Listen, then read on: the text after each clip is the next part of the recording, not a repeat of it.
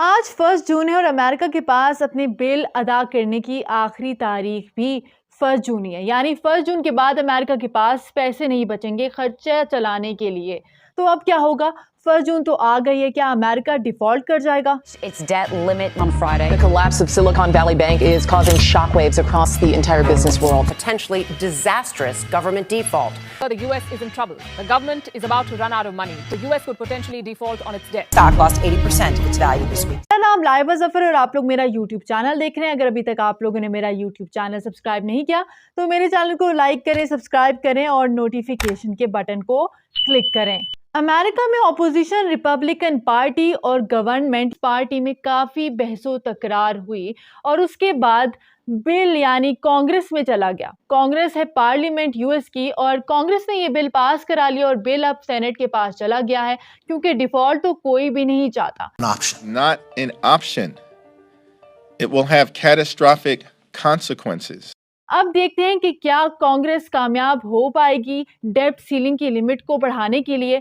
अब यूएस की इकॉनमी क्या डिफ़ॉल्ट हो जाएगी? इस इकॉनमी को समझने के लिए डेब्ट सीलिंग का मतलब जानना भी बहुत ज़्यादा ज़रूरी है। तो ये डेब्ट सीलिंग क्या है, इनको आसान अल्फाज में आपको समझाती हूँ। यूएस गवर्नमेंट अपनी इकॉनमी को चलाने के लिए एक लिमिट तक पैसे उधार ले सकती है और अगर आप वो लिमिट हिट करते हैं तो उस लिमिट को क्रॉस करने के लिए यूएस को परमिशन की इजाज़त लेनी होती है और वो इजाज़त कहाँ से लेता है ये मैं आपको बताती हूँ। यूएस बॉन्ड्स इशू करके उधार लेता है पैसे और डेब्ट सीलिंग जो उधार लेने वाला प्रोसेस है उसकी लिमिट को बढ़ाने के लिए प्रेसिडेंट को कांग्रेस से इजाज़त लेनी होती है और यही प्रोसेस आजकल चल रहा है। लेकिन अब देखना है कि ये लिमिट क्रॉस हो सकती है या नहीं। अगर ये लिमिट मिल भी जाती है तो भी यूएस की इकॉनमी डिफ़ॉल्ट कर पाएगी या नहीं, क्योंकि यूएस की इकॉनमी जो है उसका बहुत बुरा हाल हो चुका है। यूएस की इकॉनमी दुनिया की सबसे बड़ी इकॉनमी है। तो ऐसा क्या हुआ कि अमेरिका की उधार लेने की लिमिट ख़त्म हो गई है और अमेरिका का कर्ज 31 ट्रिलियन डॉलर्स तक पहुंच गए। यूएस की इकॉनमी एक बजट डेफिसिट पे चलती है, यानी गवर्नमेंट टैक्सेस से चलती है और टैक्सेस लेती है लोगों से और डिफरेंट तरीके हैं जहाँ से पैसे जनरेट करती है, लेकिन इसे ज़्यादा खर्च करती है। और ये पैसा आता कहाँ से? क्योंकि अमेरिका का जो रेवेन्यू है वो इतना नहीं प्रोड्यूस होता जितना उसका खर्चा है और ये एक्स्ट्रा पैसे वो लोन लेकर पूरे करती है। यूएस गवर्नमेंट के खर्चे यूएस की कांग्रेस यानी पार्लियामेंट डिसाइड करती है, यानी मिलिट्री स्पेंडिंग, हेल्थ या सोशल सिक्योरिटी एटसेट्रा। और जब यूएस के खर्चे ज़्यादा हो तो यूएस पैसे बॉन्ड्स इशू करके उधार लेता है, उसको डेब्ट सीलिंग कहते हैं। और इस डेब्ट सीलिंग की लिमिट को 78 टाइम्स 1960 से इंक्रीज किया गया यानी बढ़ाया गया है। और सबसे ज़्यादा लोन ओबामा के दौर में 7.6 ट्रिलियन डॉलर्स लिया गया था और उसके बाद डोनाल्ड ट्रंप जिन्होंने 6.7 ट्रिलियन डॉलर्स का डेब्ट लिया और बाइडेन ने प्रेसिडेंशियल के एक ही साल में 2.5 ट्रिलियन डॉलर से ज़्यादा ये कर्ज बढ़ा दिया। और 1 जून को तो यूएस की ट्रेजरी के पास यानी फाइनेंस मिनिस्ट्री के पास एक पैसा नहीं बचेगा खर्च चलाने के लिए, जबकि यूएस की जो डेब्ट सीलिंग है वो जनवरी में ही हिट कर गई थी और जो यूएस की जो डेब्ट सीलिंग है यानी कर्जा है वो 31 ट्रिलियन डॉलर्स है और आज तक यूएस की हिस्ट्री में इतना कर्ज यूएस ने नहीं लिया। यूएस एक सुपर पावर है और सुपर पावर होने के नाते उसके पास एक पावर है कि अनलिमिटेड अमाउंट वो बोरो कर सकता है कहीं से भी, क्योंकि अमेरिका को पता है कि उससे कोई वापस नहीं लेगा और उससे कोई पूछेगा भी नहीं कि ये पैसा कहाँ पर खर्च किया है, क्योंकि यूएस डॉलर रिजर्व करेंसी है। दुनिया का 80% ट्रेड यूएस डॉलर में होता है। सेंट्रल बैंक अपने फॉरेन रिजर्व्स डॉलर्स में रखते हैं और अमेरिका को ये सुपर पावर कैसे मिली इस पर तो एक सेपरेट वीडियो बनती है और इस पर मैं एक सेपरेट वीडियो बनाऊंगी। लेकिन ऑब्वियसली आपको पता है कि यूएस की जो स्पेंडिंग है, खासतौर पे मिलिट्री स्पेंडिंग, वो बहुत ज़्यादा है और आपको मैं ये भी बताऊंगी नेक्स्ट वीडियो में इंशाल्लाह कि यूएस कौन कौन से ममालिक में अपनी मिलिट्री को तैनात कर चुका है और वहाँ पर मिलिट्री स्पेंडिंग भी करता है। और इसके अलावा रशिया यूक्रेन वॉर आप सबके सामने है जिसमें यूक्रेन को 150 बिलियन डॉलर्स वो कर्ज दे चुका है। आई डोंट नो अब ये कर्ज है या हेल्प है, ये तो बात की बात है, लेकिन यूएस की जो पॉलिसी है ओबियसली वो ही बहुत ज़्यादा ख़राब है। अब अमेरिका की ट्रेड कैसी है? अगर अमेरिका किसी मुल्क से कुछ खरीदता है, फॉर एग्जांपल सबसे बड़ी कमोडिटी सऊदी अरब से ऑयल वो खरीदता है, तो सऊदी अरब को वो डॉलर देता है और उससे ऑयल ले लेता है, लेकिन सऊदी अरब उसको वही डॉलर वापस कर देते हैं और यूएस के वो ट्रेजरी बॉन्ड्स खरीद लेते हैं। मैंने आपको पहले बताया था कि यूएस की जो डेब्ट सीलिंग है वो उससे लोन लेता है अपने बॉन्ड्स इशू करके।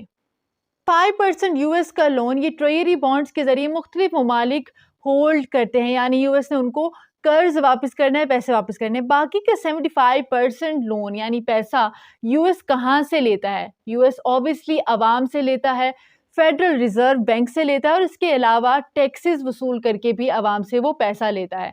तो ऑब्वियसली यूएस की इकॉनमी कुछ इसी तरीके से चलती है, अगर मैं आपको आसान जुबान में समझाऊं। अमेरिका की गवर्नमेंट इतने बेकार डिसीजंस क्यों लेती है? ऑब्वियसली अमेरिका का जो टोटल रेवेन्यू जनरेट होता है वो टैक्सेस से वसूल करती है और वो टैक्स ज़्यादा नहीं कर सकती। ऑब्वियसली टैक्स अगर ज़्यादा वसूल करना शुरू कर दिए तो अवाम में और यूएस की जीडीपी ग्रोथ नहीं हो सकेगी।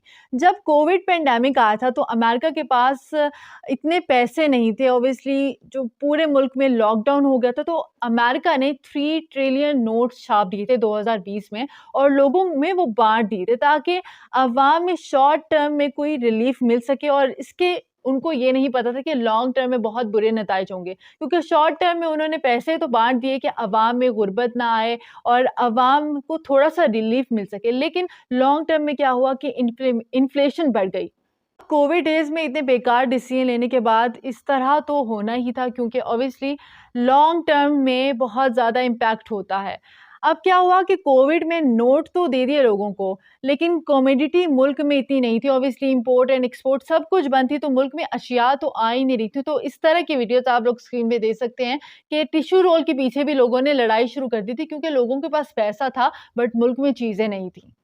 अब सिचुएशन ये है कि 1 जून को बिल पास होना था कांग्रेस में, जो बिल पास करवा दिया है बाइडन की गवर्नमेंट ने, और अब ये बिल सेनेट में पहुंच चुका है। 2011 में भी ऐसा क्राइसिस होने वाला था और यूएस की जो डेब्ट सीलिंग थी उसको बढ़ा दिया गया था और ऑब्वियसली हमेशा से बढ़ाया गया है और आगे भी बढ़ाया जाएगा और अमेरिका कभी भी डिफ़ॉल्ट नहीं करेगा।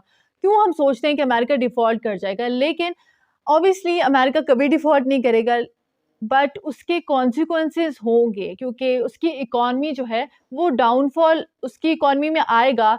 डॉलर की जो वैल्यू है वो डाउनग्रेडेड होगी और इसका इम्पैक्ट पूरी दुनिया में बहुत ज़्यादा होगा। ये बात तो क्लियर है कि अमेरिका कभी भी अपने कर्ज पर डिफ़ॉल्ट यानी दिवालिया नहीं होगा, क्योंकि ऑब्वियसली वो अमेरिका है, वो एक सुपर पावर है, लेकिन यूएस की जो डॉलर है उसकी वैल्यू ज़रूर डाउन होगी और यूएस जो सुपर पावर है उसकी सुपर पावर की जो वैल्यू है वो भी डाउन हो जाएगी। इसके अलावा जो इन्वेस्टर्स हैं वो इन्वेस्ट नहीं करेंगे, स्टॉक मार्केट में यूएस के शेयर जो हैं वो गिर जाएंगे और ग्लोबल मार्केट में रिसेशन भी आ सकता है। और आप जर्मनी में देख सकते हैं कि रिसेशन आ चुका है। तो इस तरह की सिचुएशन है। डिफ़ॉल्ट तो ऑब्वियसली नहीं करेगा, जबकि पाकिस्तान की इकॉनमी बहुत ज़्यादा लो है, पाकिस्तान डिफ़ॉल्ट नहीं करेगा तो फिर यूएस कैसे कर सकता है, और यूएस को कोई होने भी नहीं देगा। लेकिन इकॉनमी डाउन होगी, डॉलर डाउन होगा, डॉलर डंप भी हो सकता है, डी डॉलराइजेशन भी हो सकता है, क्योंकि ब्रिक्स कंट्रीज़ जो हैं जिसमें ब्राज़ील है, रशिया है, इंडिया है और चाइना, ये लोग डिसाइड कर रहे हैं कि शायद अब हम लोग अपनी करेंसी को ऊपर लेकर आएँ और अपनी करेंसी पर डील करें। अगर इसी तरह की आप मज़ीद इन्फॉर्मेशन हासिल करना चाहते हैं तो मेरे चैनल को लाइक करें, सब्सक्राइब करें और नोटिफिकेशन के बटन को क्लिक करें।